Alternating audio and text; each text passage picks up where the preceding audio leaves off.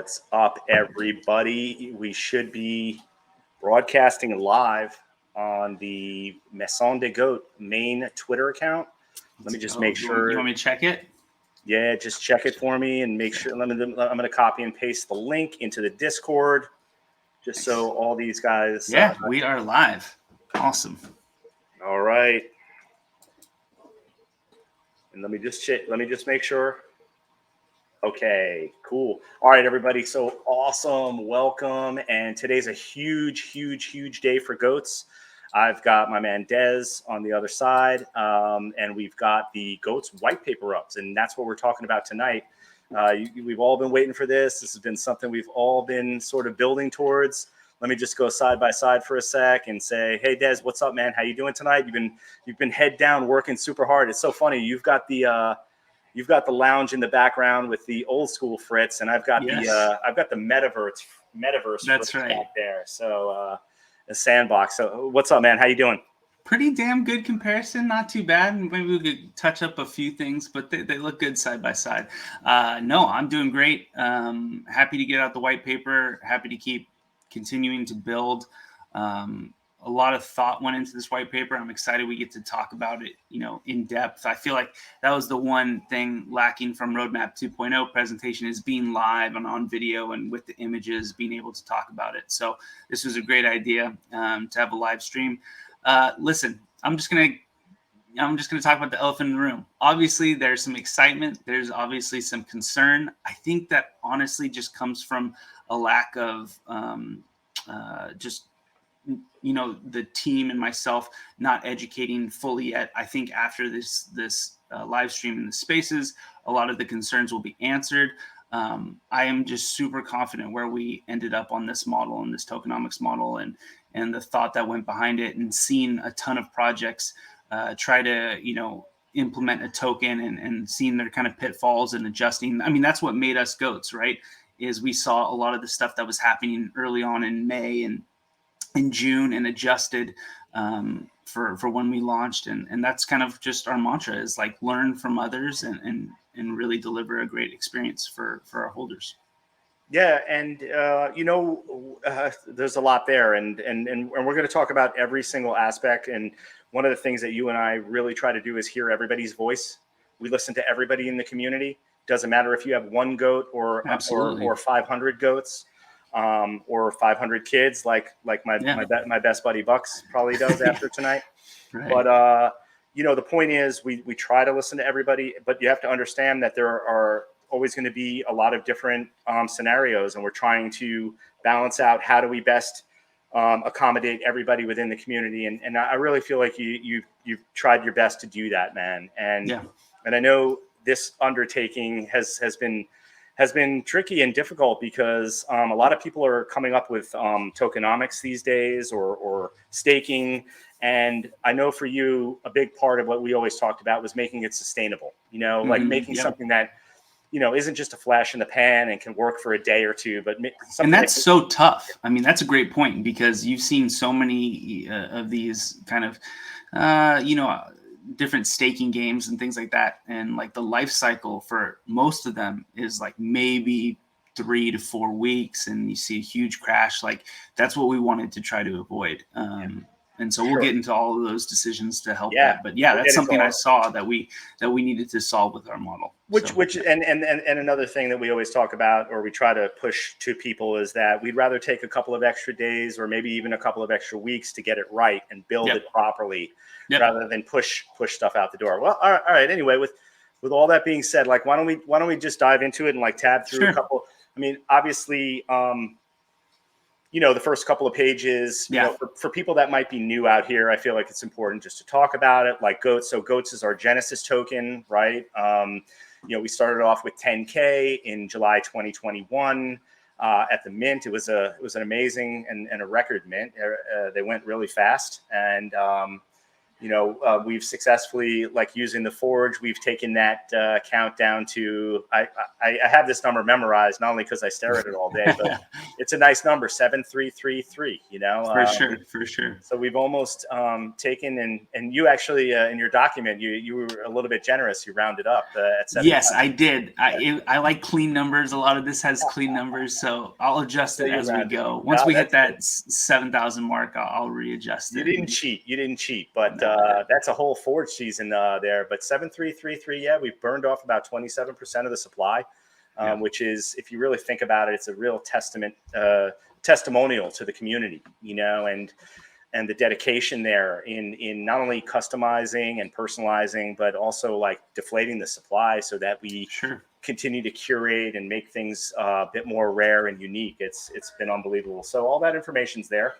And then you go to kids and tell us a little bit. So what happened so we did the kids companion, right?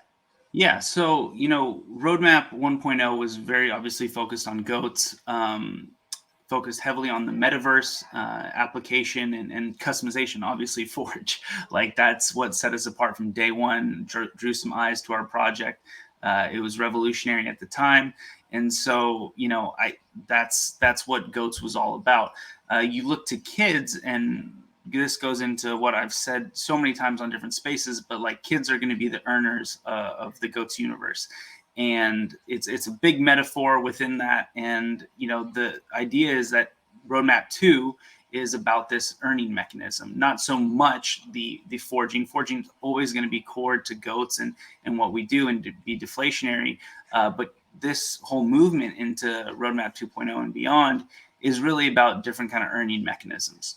And kids were a great instrument to do that. And, one of the ways we rewarded original GOATz holders is those who participated in the game, in the community, had forged GOATz. We gave a free kid away to those GOATz. And so, 15, half of the supply, we weren't greedy on the amount. We could have done 10,000 and only given away 1,500 to forge GOATz, but we kept it small. We wanted that impact for original GOATz and forged GOATz holders to be impactful. So we kept it small to 3,000, gave away about half that supply and opened up half for public mint. A very common practice in NFT projects. You look at the 20,000 mint kind of companions, and half those usually go to the original collectors, half of them get opened up for public sale. So very similar, honestly, in the way that worked out.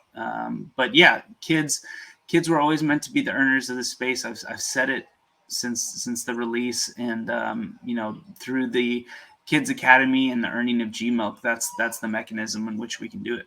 Yeah, and you have said that for multiple months, and even as somebody who was early on in the project, but not a wave 1 guy, but more of I'm self-admittedly a wave 2 guy, and you always sort of listen to myself and like guys like Rob Canuck and early Bucks and people who came in. You've always like taken our feedback, and what's pretty interesting that I find is, so we have 7,333 GOATz left, and we're heading towards a 3,000 mint of the kids. We're not there yet, but even if you start to add all those up, we're not even back to 10,000 if you think about the entire family, which is pretty amazing. That's crazy. Yeah. And that's the thing that I always push, and that's the thing that really enthralled me with this project, was the deflationary aspect, because I think everybody who goes to the gas station or goes to the supermarket these days, is always wondering, like, why am I paying like $1 extra for that? Or why have my grocery bills increased by 10 or 20%, but my wages haven't? But I don't need to go off on a tangent here, but I just think the deflationary aspect of a project like this is really something that sometimes goes overlooked, and so totally. So that's amazing. And yeah, so the kids was cool because like I forged a bunch of GOATz, and I think I ended up with like 10 or 12 kids, but even after that, I've continued to mint them. I think the mint's up to just about 24, 25. So I think we have about 500 plus 550 thereabouts kids. And we're going to potentially do another kids mint draft here. So I think the kids will be minted out real soon. And absolutely. I mean, just,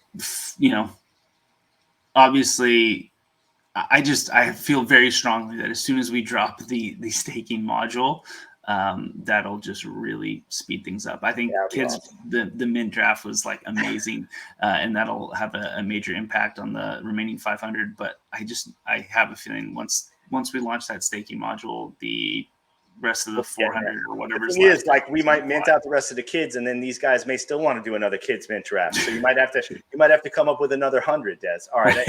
Anyway, so let's keep it going. Let's keep it moving, because we're, in 15 minutes we're going to jump on Spaces and let everybody. I don't know if we're going to make it in time. We got a lot to cover. All right. So you know what? Let's just move real quick. Sure. So GMILK ends up becoming our token, right? Yes. Yes. So GMILK is our token. It's an ERC 20 token.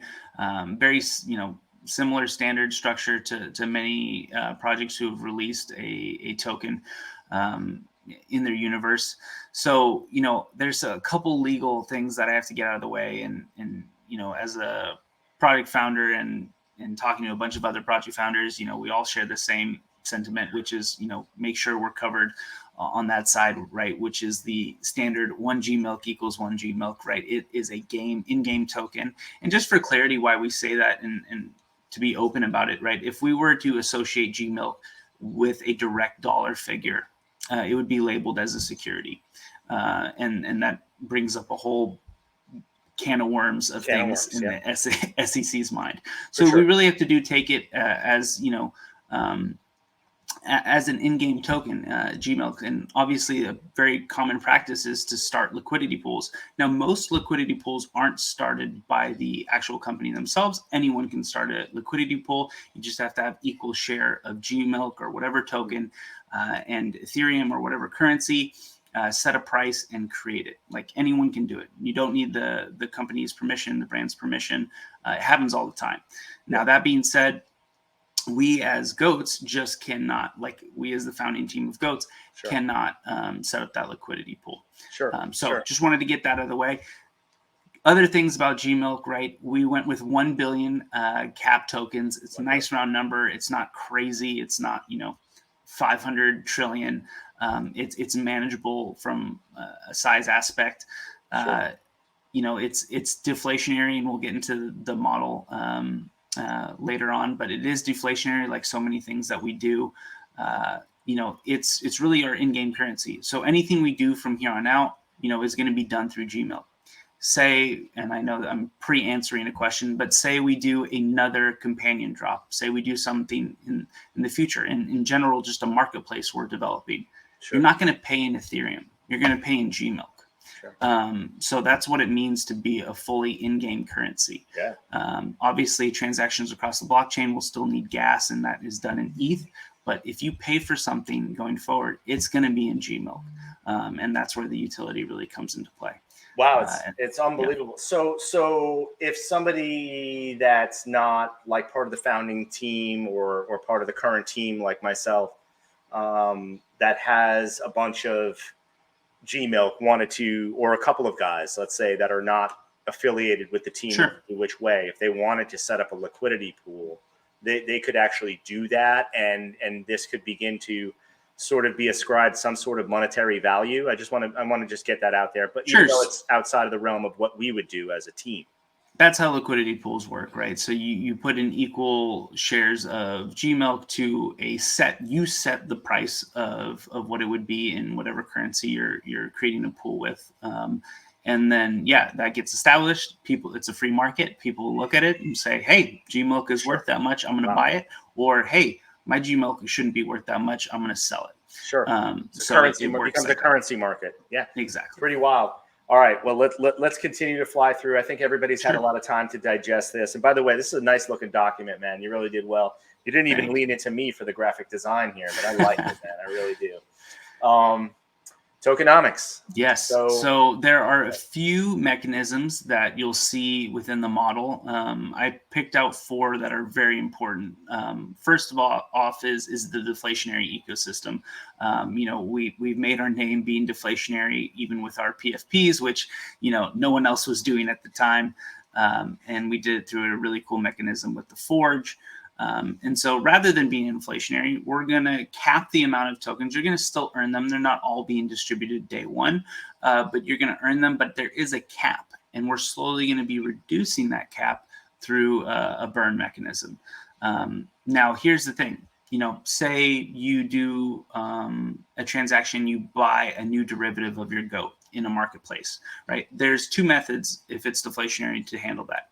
One, you could burn everything that is transacted. So, you pay 1,000 GMILK for a derivative. That GMILK is instantly sent to a burnt address. It doesn't exist. You burned it.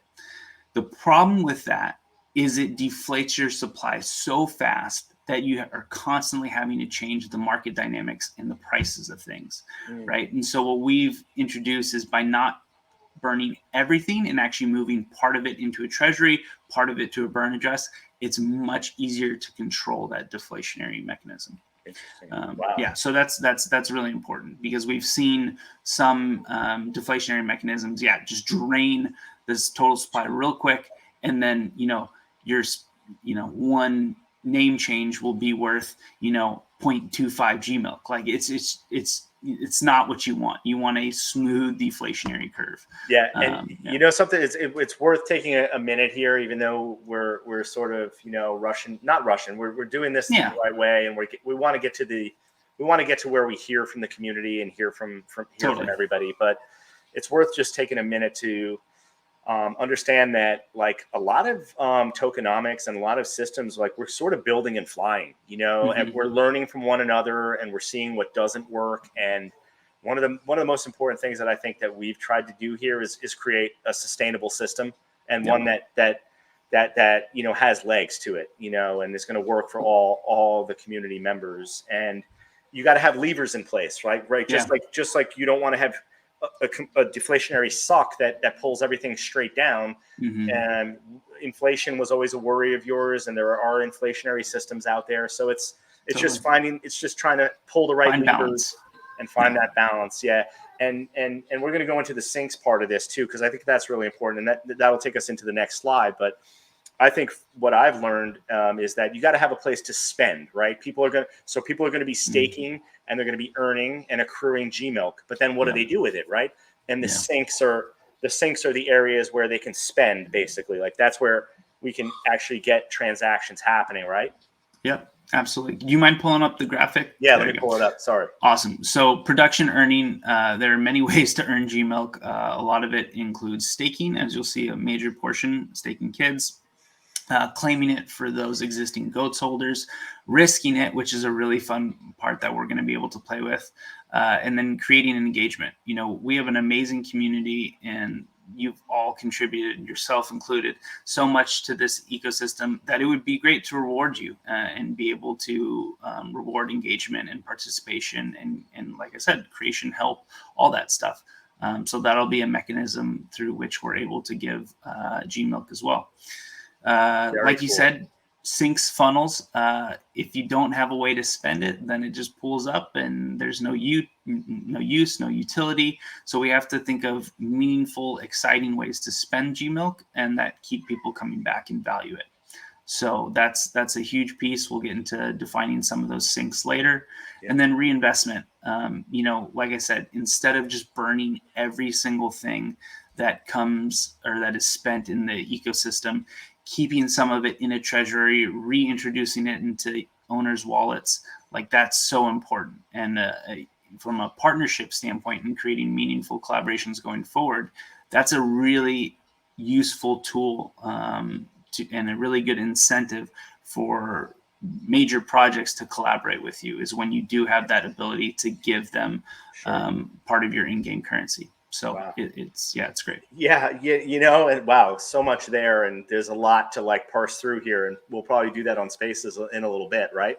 But I think, of course, there were some initial reactions, that positive and negative, that people had when we dropped the PDF, and I think, though, the more people really read through and sort of dissect what you're saying here, I mean, there's so many different ways to play, win, earn, and grow the community. I haven't even really thought it through. I mean, the fact that you say production earning, and you're even thinking about engagement as a way to like accrue GMILK. Like to me, Mm-hmm. that makes me think of like that, like a basic attention type token, you know, like, or, you know, I know On-Chain Monkeys does these bananas that they have in the space. So like maybe that's like through like via Discord, or I don't know. You probably have a bunch of different mechanisms up your sleeve, but people might be able to earn GMILK just from like hanging out in Discord. You know, I don't know. I'm just throwing that out there, but that's what I like. I see what you're saying when you say like creativity and engagement. Yeah. So awesome. All right. Well, we'll delve into that a little bit more later. Let's just keep going. Or unless are you Perfect. good? No, yeah. Let's keep it rolling. All right, cool. So let me get us over. Obviously, I would say like this is like the money slide, right? So let's go back to the staking slide one quick minute. Oh wait, just sorry, so I can answer. Sorry, I jumped past that. My bad. No worries. So staking being the main mechanism of earning GMILK, 75% of all tokens GMILK are allocated to staking of kids. This was very intentional. Like I said, starts from the reason of why we did kids in the first place, and how we move into Roadmap 2.0 and beyond. So the way it'll work is staked kid. And for anyone who isn't familiar with the concept of staking just means you are sending your token, your kids, to a staking wallet, and in there it will be accruing GMILK. And as long as it's in there, it's accruing GMILK, and it's accruing at a rate of 360 GMILK a day, which is prorated to 15 an hour. So even if you left it in for 2 hours, you'd accrue 30 GMILK. Now, the incentive to leave it in there is around the tax, and this is a very common practice done across most tokenomic models. But when you claim that GMILK, say you claim that 30 GMILK you accrued in 2 hours, you're going to be paying a tax on that, and that tax gets reduced as time goes on. So if you only leave it in 2 hours, you'll be paying a really high tax. You leave it in for 2 weeks, you'll be paying a lot less tax. That's an important mechanism and incentivization to leave things staked.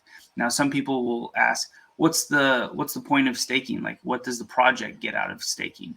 Well, by reducing supply that's available for sale and for other things, you're reducing the supply with hopefully increased or at least equal demand, and that helps boost the value.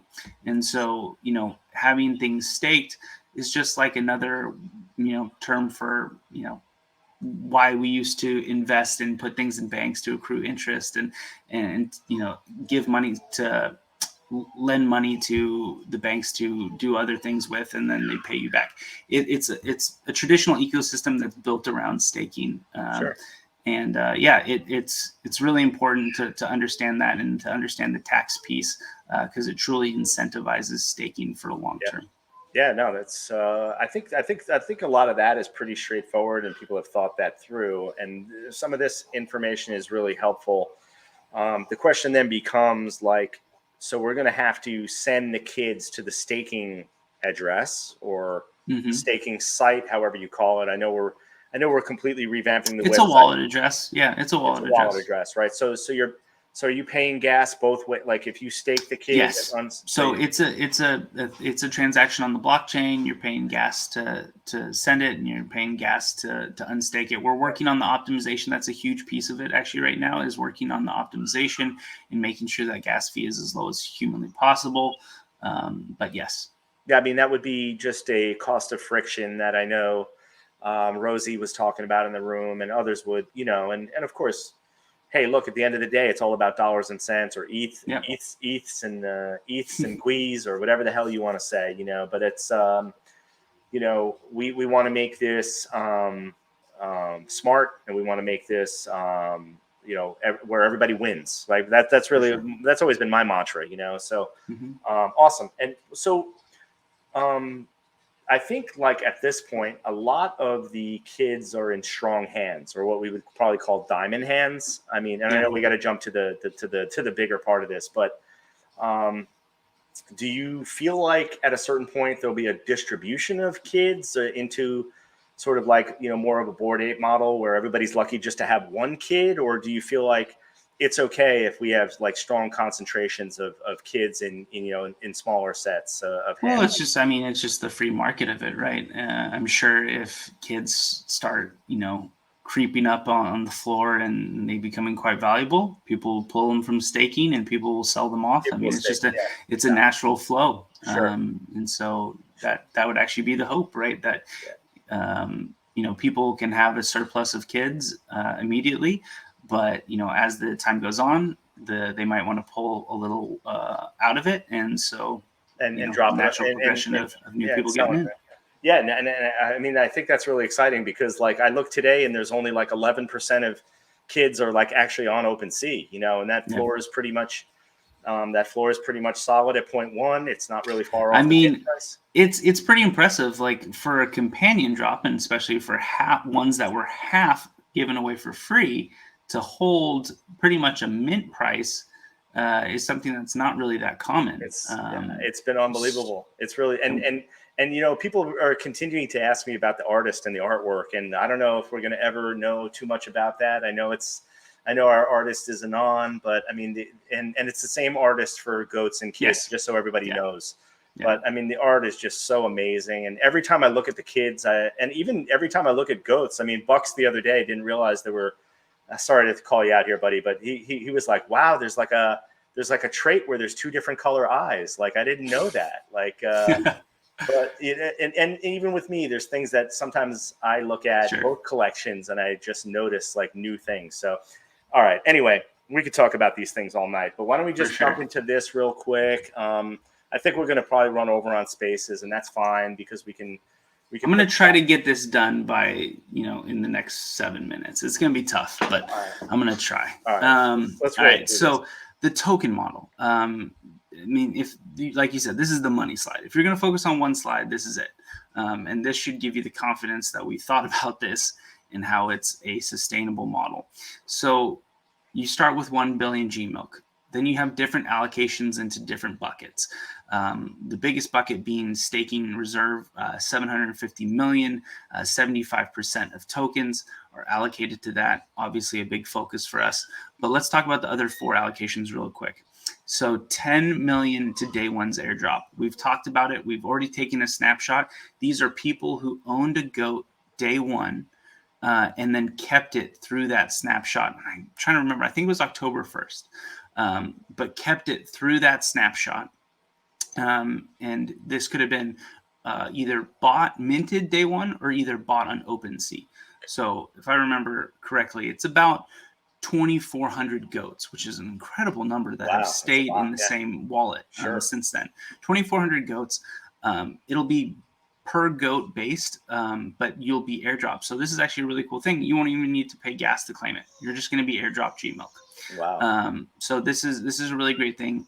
10 million for the day ones, 40 million allocated to GOATs. Current active GOATs holders will be able to claim that allocation. And that's 40 million, so 4%. Now that might not look like a lot, right? That might be like 40 million. You put 750 million in the staking reserve. Well, that 750 is released at a rate. That 40 million is released all at once. And that's a huge difference. Anybody who has a GOAT right now is going to get GMILK? Yes. All right. I mean, like that's something like, hello, we got to talk about. You know what I mean? Because there's been a little bit of confusion in the room. Totally, absolutely. I mean, look, if you have a GOAT, guys, you're getting an allocation of GMILK airdrop to you for free, right? The day ones are airdropped. The GOATs claim is actually going to be claimed. So you'll need to go in. You'll be able to select, I want to claim my 15 GOATs allocation, and then you pay the small gas fee, and then you get that GMILK. Claim plus gas. Okay. Yeah. Cool. Perfect. Yeah. So it's a huge incentive. And like I said, that difference between 40 and 750 million, that 750 million slowly leaks out. Someone did the math. It's not hard. If every kid was staked for all time, you'd run out of GMILK in that supply of 2 years.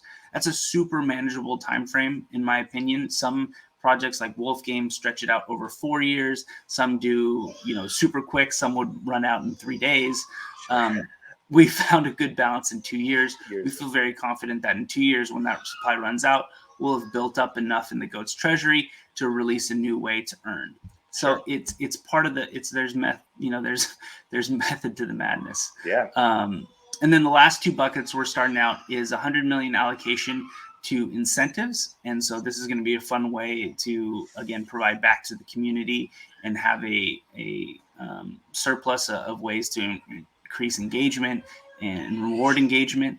The other 100 million goes to partnerships. Like I said, this is a huge advantage, especially when having collaboration talks and things like that with bigger projects, Sure. to be able to offer an allocation of your in-game We have currency. our own token. Yeah. That we have our own collateral.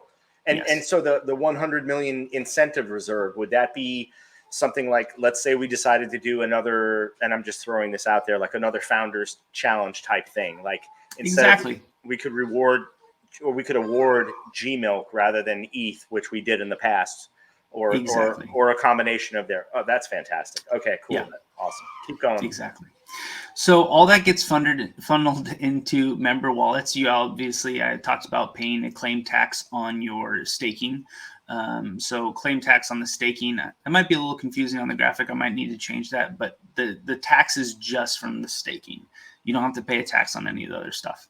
Sure. So the goes into the member wallets, and then you have syncs, right? So without it, it would just stay in those members' wallets. It'd have no utility, no function, no use. It requires those syncs and funnels, ways to spend your GMILK. Now, a really cool piece is, and I want to talk about it, and it should matter a lot to our community, is the earn risk in games.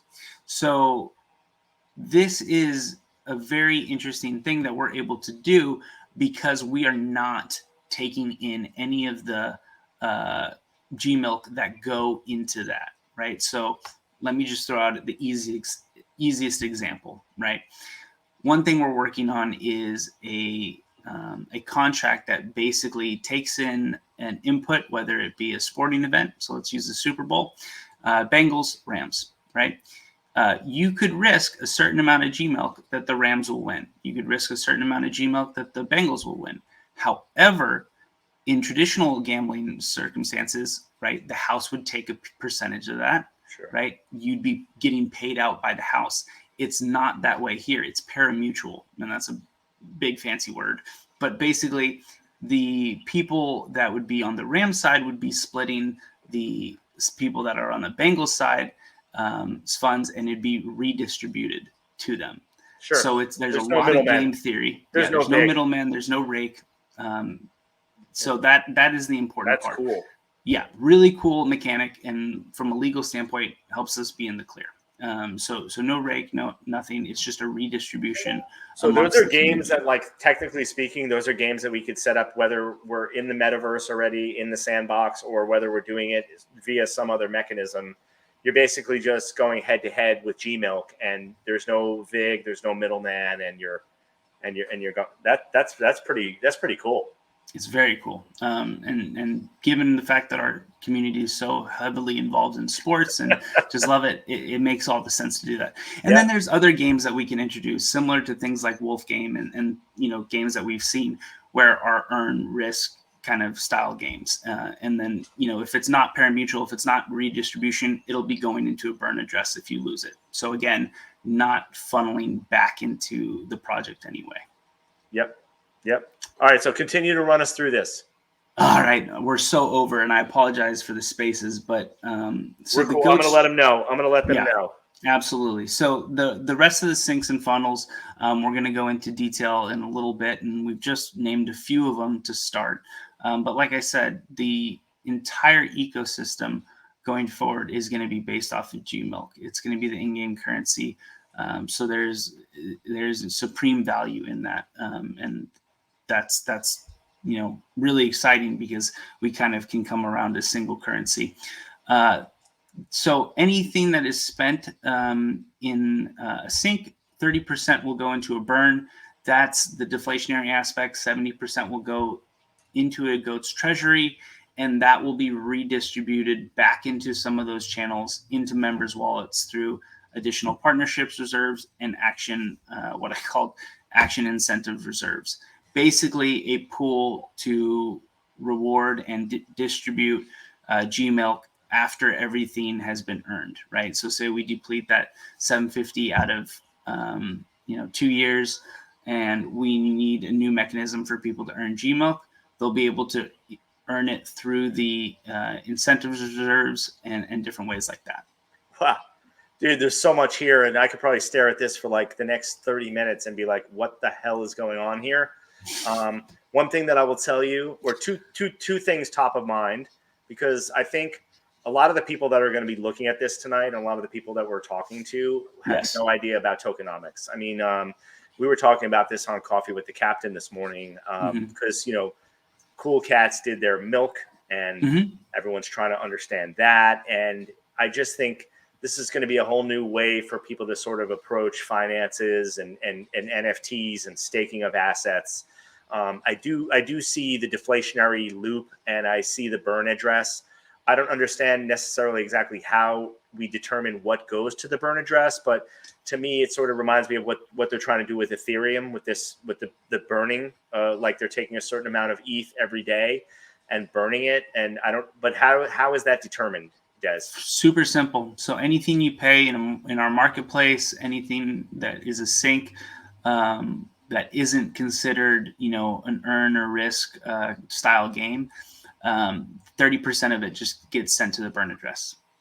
So 30% will get sent to the burn, 30% will get sent to the treasury, or 70% will get sent to the treasury. Yeah. So do you ever feel like the deflationary spiral might take hold and you would have to ever reinflate, or do you feel like we've created enough supply where that particular sort of deflationary spiral or like vacuum or black hole won't really absorb us? It'll be smooth, right? It's not going to crash, and like I said, name change isn't going to be 0.1 GMILK overnight.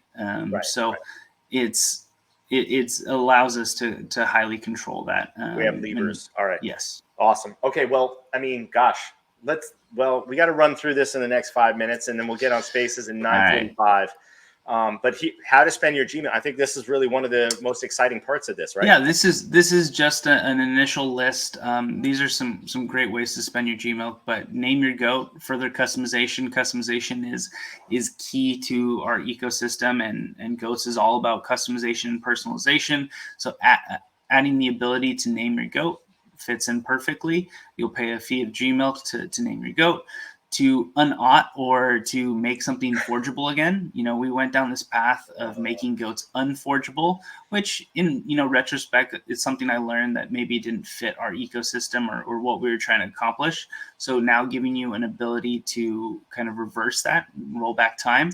I know there's a few people out there that'll be really excited about that. Totally. Yourself included, who accidentally bought an aught GOAT and would love to forge it, but can't right now. Go on. Cool. So a home upgrade. This was one of our biggest requested items, which is just the fact that taking, forged goats houses, which is an advantage of having a goat, a forged goat in particular, and combining them into larger plots in the sandbox and improving your house within that. So home upgrades. Not only the home itself, but the things in it and things around it. So upgraded home add-ons include things like having a fancy car in the driveway, a backyard that's functional, maybe even a pool. How about a hot tub? Hot tub is good. Hot tub is good. So that's a really exciting feature as well. The next thing is GOATz Sports, which we've kind of talked about it. It's a contract in which we're able to insert kind of different sporting events and have the community take sides and then earn from the side that loses. It's a really cool mechanism and fits in perfectly with our community. So awesome. Yeah. Next is event admission, right? Again, something that maybe we would have used ETH in the previous life to control. Now you'll be able to use GMILK. And so this isn't necessarily only in real life events. This can be digital events and different challenges and different raffles and things like that. Awesome. So using GMILK there as an entry ticket. And just to give you a quick break, and maybe you want to take a sip of water, man. I mean, gosh, you've been talking, but something to pull from another project was our good friend Steve with On-Chain Monkey. Yeah. In the Discord, they award these bananas, like they have these off-chain bananas or whatever, which is like, you're accruing like a small currency, right? Sure. But they actually allowed people to use that.